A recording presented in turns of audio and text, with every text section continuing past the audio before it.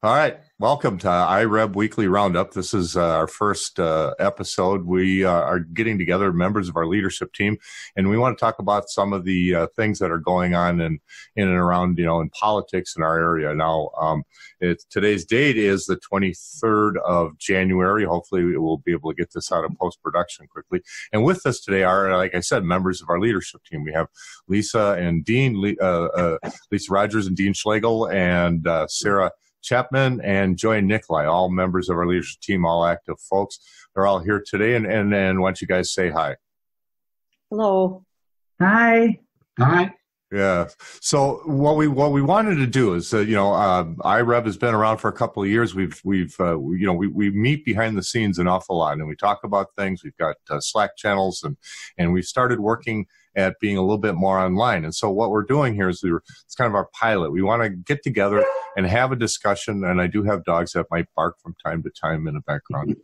We're going to get together every week for Wednesday. We're going to try to, and we're going to talk about what's going on around us. We've got some things going on. There's always something with this president and these folks.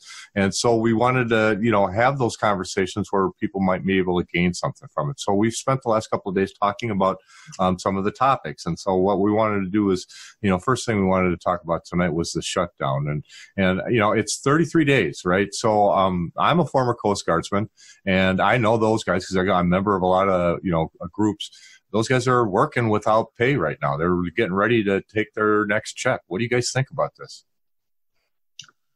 I think it's ridiculous that 1 million people have to not get a check and are working every day, or even if they're not working, they're not getting a check. They're laid off over the whole wall thing, which is border security is fine. I think that, 5.7 million maybe to give Trump his 5.7 million that he seems to be fixated on in border security upgrades, over a course of a number of years is fine, but it's just ridiculous. It's just an ego thing for him that, I think public opinion is. What's turning against him? He's, they're not. They're not, he's got nobody supporting him, but I mean, just his hardcore base. And nobody thinks that this is the Democrats' fault. I mean, Why? One thing I wonder is why it would be so refreshing if Congress, they could have enough votes to override a veto. And if they really care about their constituents and taking care of the people that they're representing, why don't they step up and just bypass Trump and actually put forth the legislation and get the votes that would be veto-proof? I mean, it's not impossible. I think that's a very good question, and one that eventually we may have some more insight into as we get the whole Mueller investigation as to why this McConnell and his Senates are not stepping up to do what's right in many, many cases. I see this as a case of Trump really holding people hostage. Absolutely. Holding people hostage, and he's holding the whole country hostage. And if they give in to him right now, who's he going to choose next, and for what purpose? If he were really truly interested in homeland security, he wouldn't be, causing such a disruption to the FBI, the Coast Guard, the TSA, the people who truly do keep our place, our country safe, and the people within it safe. Yeah, so it's well said. Joy, what do you think? Joy's talking, but you're not hearing her. Technical difficulties on Joy. There we go. Is that better? Yeah, we can hear you. Okay. I was saying that I think Dean brings up an interesting point about the money not being really the big issue anymore. And to be clear, I don't think that a wall is a good idea, regardless of the cost. But I think that in some ways, the way that Trump has gone about this fight has made it impossible for him to achieve his goal. Because if the Democrats give in now, like Sarah says, there's no reason why every single legislative battle from now on won't be held using federal workers and the clear and consistent operation of government as a tool and as a leverage in the battle. And I think the other thing that's really interesting about it is that if the Democrats were to give in the House right now, they are essentially turning over the functions of not only the legislative branch, but the executive branch of government to unelected right-wing radio pundits. Because Trump was okay with the original bill before Ann Coulter and Rush Limbaugh embarrassed him. This is all about ego and embarrassment, and nobody voted for Ann Coulter or Rush Limbaugh. Nobody at all. Right. So the principle of the matter is something that the Democrats can't back down from if we want to have a stable and functioning government in the future. Well, the question I have is like, how many senators do we got to get to get things working again? I mean, really, that's kind of like where we have to get what, like 2, 3? I mean, what is it going to take? No, they need 60. They need 60 votes in the Senate. Well, how many is that? How many do we got to get? I mean, how many guys got to be Americans? Oh, we need 12. 12? Yeah. We need to get 12, but they already got a dozen good citizens. Bill, we had 57, 58, so I think there was 11 that switched, but then two Democrats must have gone the other way. Yeah. Well, so I want to kind of take this in a slightly different direction because this is, the major news. I mean, the world is we're like in slow motion implosion right now. This destabilization of our country. This is the thing that concerns me, and it's going to be a topic I'll bring up again in our next topic or our next news item. But the destabilization of our country. What's going on right now? Our critical services are going unfunded.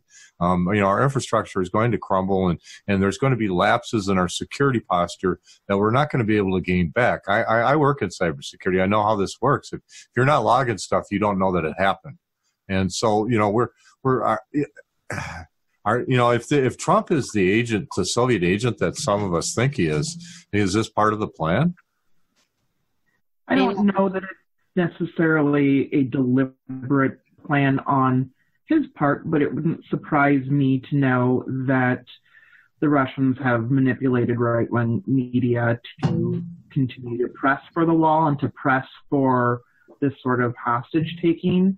I think one of the misconceptions that worries me the most that people have is that somehow everything just returns to normal and we'll be fine once the shutdown ends. But like if you take the FBI, for example, a lot of those agents have security clearances, and one of the guidelines in order for them to maintain their security clearance is they have to maintain a good credit rating and remain out of debt, because a poor credit rating or debt means that they would potentially be influenceable by a criminal or a foreign government in exchange for improving that.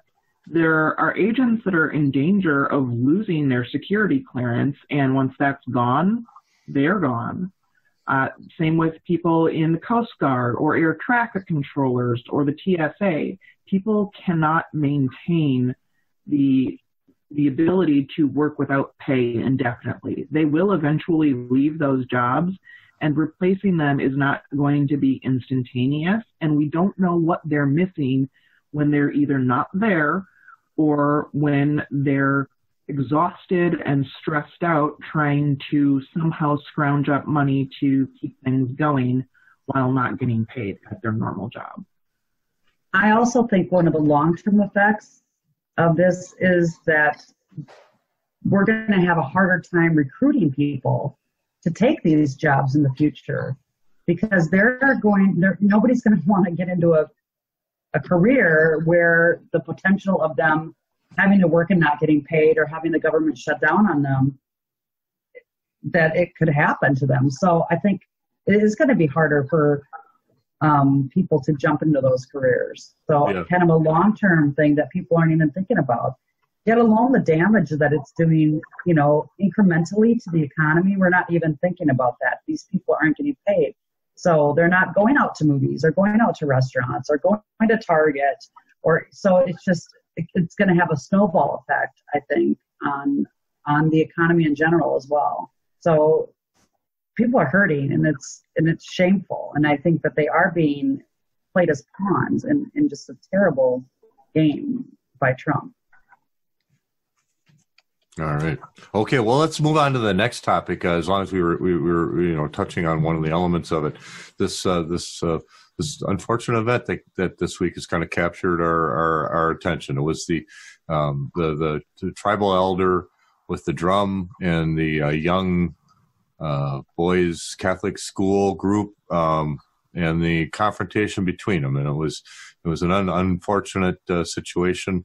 And so, in the end, and we chatted about this a little bit before. My take on it is, it was an unfortunate situation, and it's just one of those ugly things about our country that, it's not good to look at, or it's not flattering to look at.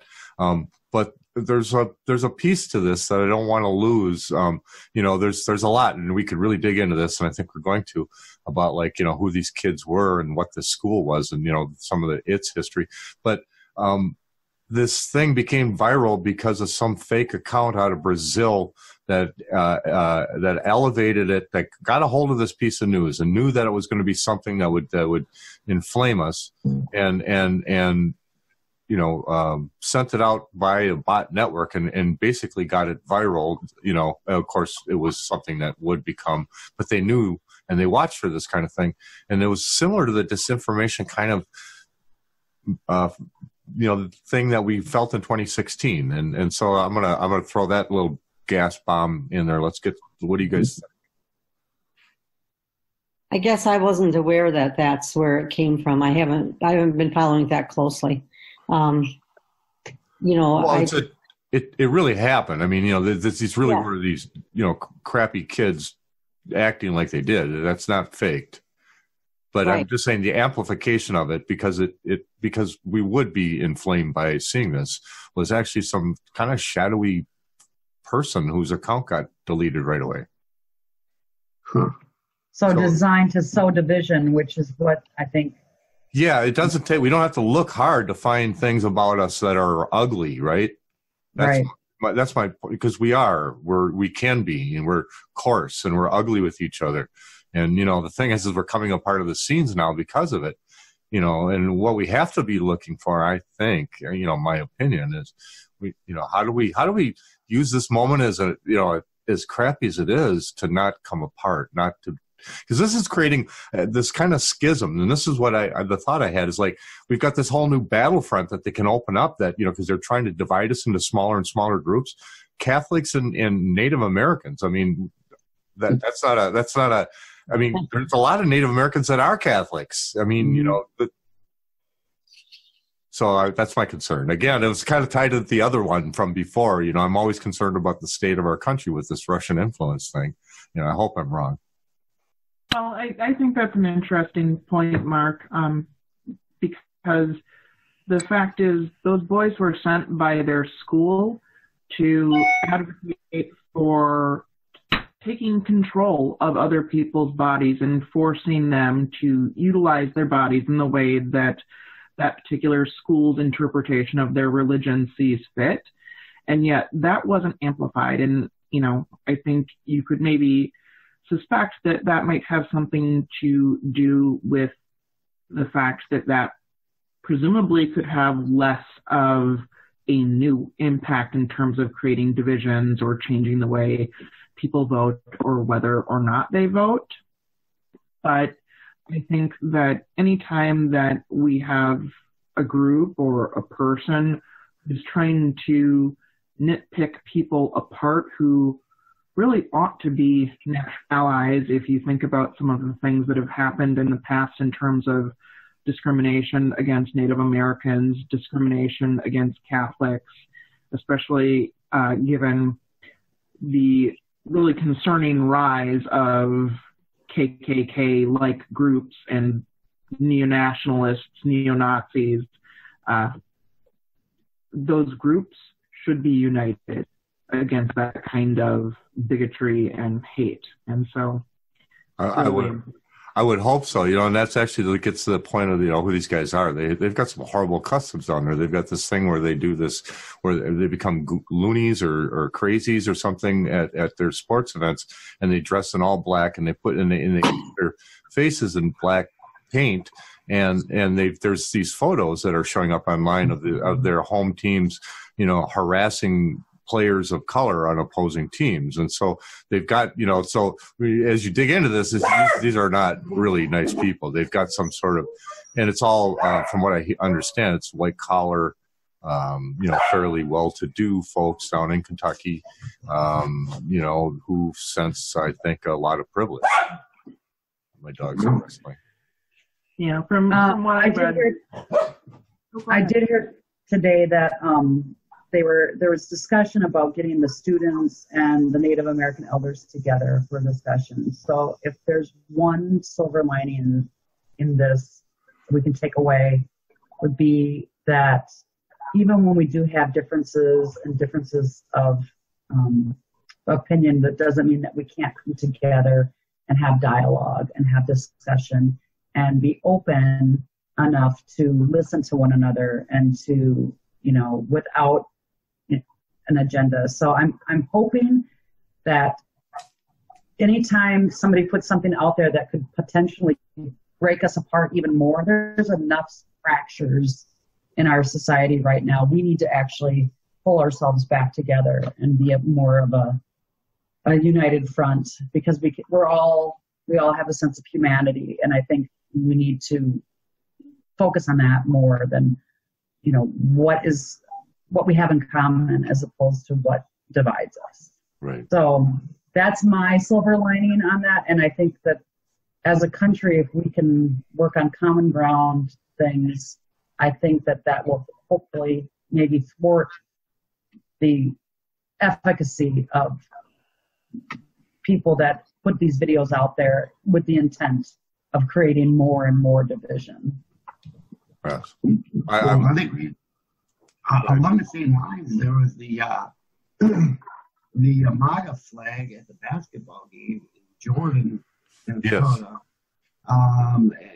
And it's first of all, I just want to say it's kind of along the same lines. I think that stuff gets just blown up on the internet. The bots, are everything's going viral, and I think they're picking up, which I hadn't realized. That they're specifically picking out little bits and pieces of divisive material to enhance, so that everybody sees it and sees that everybody's against each other. I mean, it's divisiveness, and it does remind me of the run up to the 2016 election, and it's just continuing to be weaponized. But I feel bad for the students themselves also, all the students that are involved in these types of things, because kids that age are very vulnerable. They're vulnerable to the influence of the adults around them and things they see on TV, and they don't, have the foresight and the maturity yet to, really form a lot of their own opinions, and present them in a way that is not something that's going to personally affect them for the rest of their lives. I mean, once these kids are on tape doing this kind of stuff, that's always going to be available. And if you look at the Kavanaugh hearings, for instance, 40 years down the road, they may turn themselves around and be completely different people and do a lot of good things, but this could come back to haunt them. And I think it's really immoral for the adults around them to allow them to even be influenced in such a way and to participate in these kinds of things. That was another takeaway that I had today. I was telling Dean earlier that I guess a lesson learned is when you're out in public, comport yourself so that if a video of you showed up on YouTube tomorrow, you would be proud of what was on it and not ashamed. Or at least not ashamed. Yeah. So, okay, guys, we've burned through about 20 minutes here pretty quickly, and we're gonna talk about the RGB our movie, but I think we'll save that for our next episode. Quickly though, we want to talk about some of the events that we got coming up. So we've got a phone bank we want everyone to show up for this weekend. Sarah, do you got any stuff in front of you about that? Could you kind of rattle through some of the stuff we got in Angie's Town Hall as well? Well, Angie's Town Hall is at the Burnsville High School at 10:30 Saturday morning. And then noon to 3, we have a phone bank going at the DFL headquarters on Plato and 52, basically. And that is making calls to District 11, where they have a special election coming up February 5th. And it's a very important election in that we were represented by they were represented by a Democratic senator who joined Tim Wall's offices, and so now what we need to do is keep that seat in Democratic hands, and it is at risk. So the more people that can participate in helping the citizens of that particular district get out and vote, the more likely that we'll keep it in the Democratic hands. And that's noon to 3 this weekend this Saturday at the DFL offices. Yeah, and that's a tough one too, because so they've got the endorsed candidate and the candidate that ran against him on the ballot both, and so it's going to dilute the vote. And it was a real tight. Bernie's demanding something there. It was a real tight election last time between the Democrat and Republican. So if we've got two Dems that are getting votes up there, it's going to be a little tougher for us, and we really can't afford to lose that seat. We need that seat, because getting one guy to come over to our side is a lot easier than getting a couple of guys to come over to our side if we need some help over there in the Senate right now. So, losing this seat would be tough for us. We don't want to get any farther behind. Absolutely. No. But the other side of it is special elections and generally virtual turnout, that making a few calls and getting a hold of a few people and reminding them to get out and vote and targeting people, that it can make a big difference in a special election. Yeah. That's the opportunity. Keep that ground game going, that phone game going, and it can make a bigger difference now than in a normal election. All right, so join us with the special election phone banking this weekend and Angie's thing coming up, and I think that's about it. That's all we got time for. Thanks everyone for showing up. Hopefully we'll work out the kinks and we'll do these things a little bit more often. Sounds great. Right. Thanks, Mark. Thanks for putting this together.